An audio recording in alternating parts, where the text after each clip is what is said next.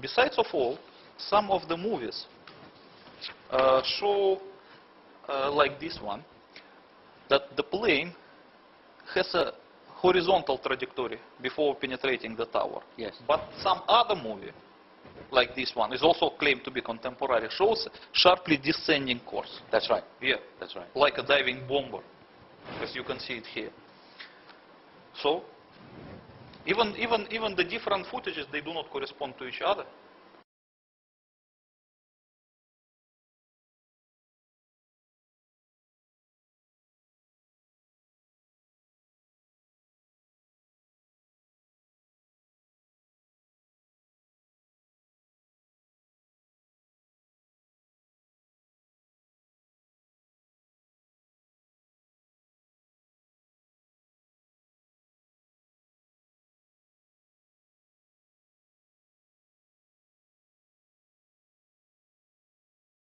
Okay, All of it points to digital manipulation. Besides, the most important is probably this.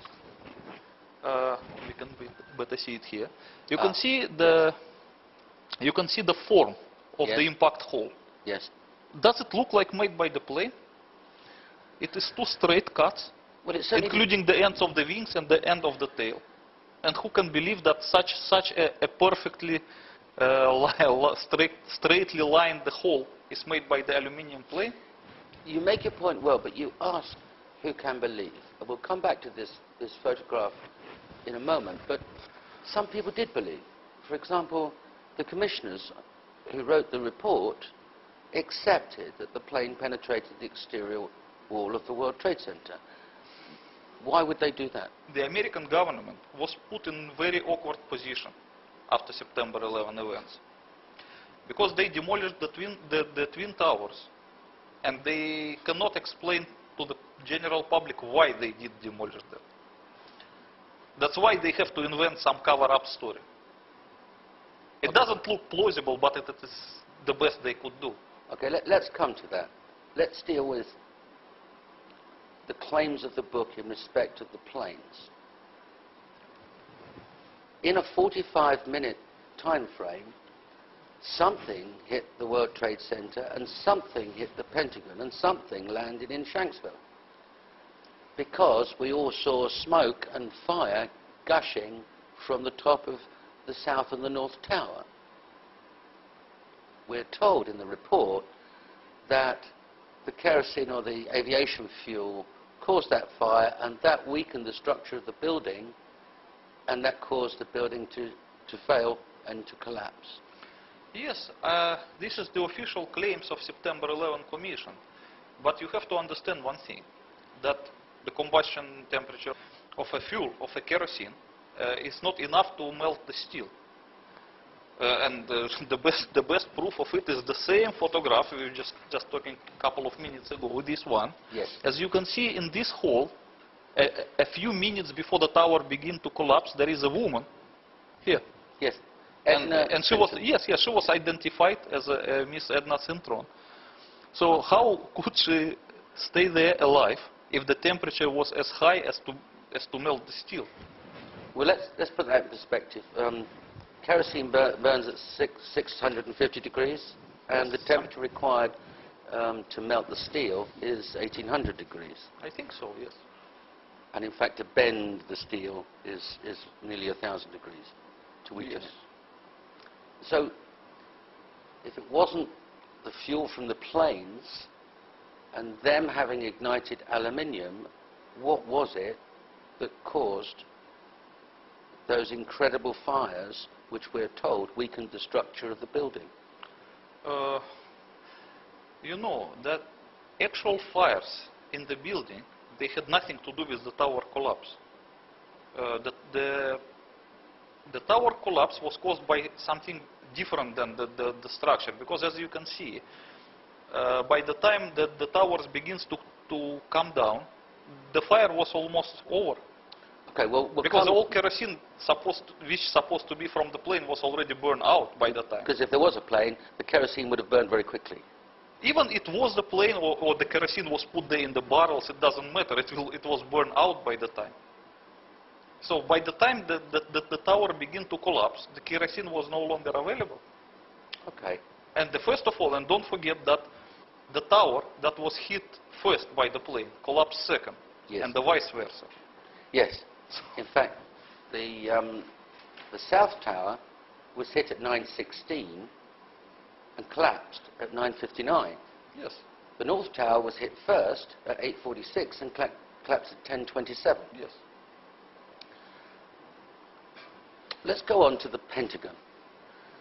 The extraordinary claim in the book is that the Pentagon was attacked by a missile. Yes. In fact, you identify exactly which missile it was. Yes. It was the Soviet-made Granit missile. Tell us about this missile. Okay. I may have a picture of it. Oh, you better see it here. You can Yes. see. This is the picture of this missile while still at the factory. And you can even see the red banner behind it, which says glory to the Soviet working class. Yes. That means it's still from the Soviet time. And this picture seems to be legally taken because it was a top secret weapons and no picture was available. Okay. But okay, we have good luck that we have it. As you can see,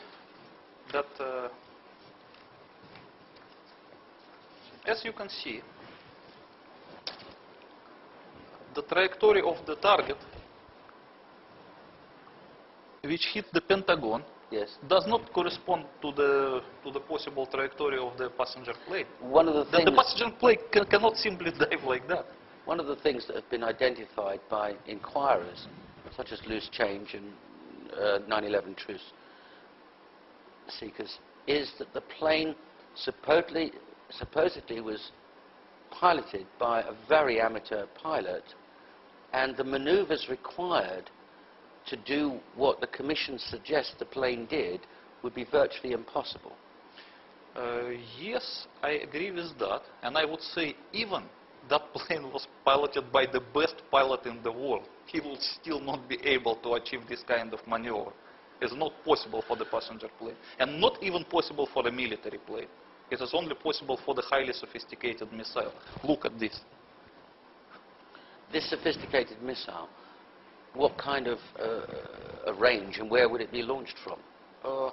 It was launched most probably from the Atlantic Ocean, from the side of Atlantic Ocean, perhaps 200 miles away, maybe 300 miles away from the coastline. Okay. But I don't know exactly. I just think so.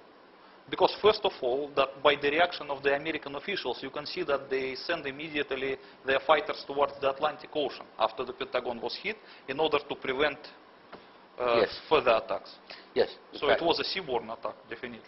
And because Granit is basically anti-ship missile, so it should be launched from the sea. Okay.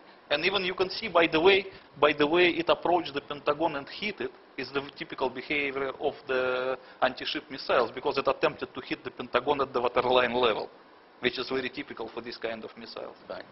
Without damaging the lawn or crashing into the ground No, or as bouncing. you can see at the lawn. This is another picture. Look at this one. The lawn is pristine. It's like you can Yes. play golf on it, even after the hit of the missile. And what would this missile weigh? Sorry? What would be the weight of this missile? I How don't- heavy would it be? Oh, how heavy! It is a very heavy missile. It weighs over 7 tons. 7 tons. 7 tons, and it is very thick. It's made from steel, and it is very thick. So it's like a flying tank. Okay, so this armored missile Yes, it's heavily hits the armored wall missile. of the Pentagon. And very fast also. It has speed over 2.5 Mach. So this is like a giant bullet. Extraordinary. Yes. Extraordinary. So it hits the outer wall of the Pentagon. Yeah. The inertia takes it through the other side of that wall, Yes. ring A, Uh-huh. and then into ring B, out of ring B, Yes. into ring C, and then finally stopping at the other side of D. Yes, as you can see in this picture, it managed to penetrate at least 6 capital walls of the Pentagon. Which, And let's look at the exit hole. yes, with their holes. Yeah, look at this hole. Does it look like a hole made by the plane? Your position is that it couldn't be a plane, No, no way. and there definitely was this missile. Of course.